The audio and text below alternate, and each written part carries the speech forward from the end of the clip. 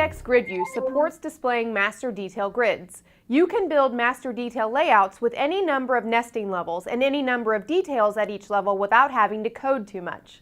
In this video, you'll see how to set up two ASPxGridViews to display master detail data. The data will come from the categories and products tables in the Northwind database. The categories is the master table while products is the detail table. A master detail relationship is established through the category ID field. First, we'll establish the master detail relationship in the data source.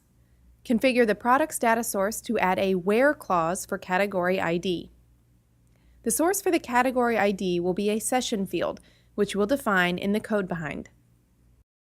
Now, drop an ASPxGridView control and set its data source to point to DS categories. Drop a second ASPxGridView and set its data source to DS products. Now both grids have created the columns for that respective data source. We'll show the detail grid inside of the detail row of the master grid. First, select the detail row template. Now, drag the Detail Products grid into the Detail Row template of the master grid. Then set the isDetailGrid property of the Details grid. This property allows the grid to behave as the detail grid. Now we need to set up the category ID session value, which we'll do inside the BeforePerformDataSelect event handler.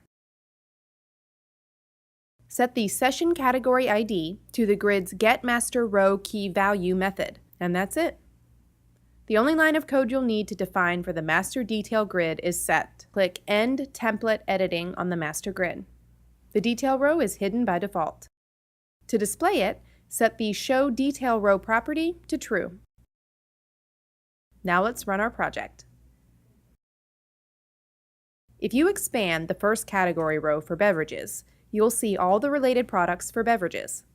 The detail grid contains all the functionality of the master grid, like paging. Now let's see the products under the confections category. Paging is supported by default, but you can also add grouping and summaries. To learn more, check out the ASPxGridView documentation by clicking on the link below. Thanks for watching, and thank you for choosing DevExpress.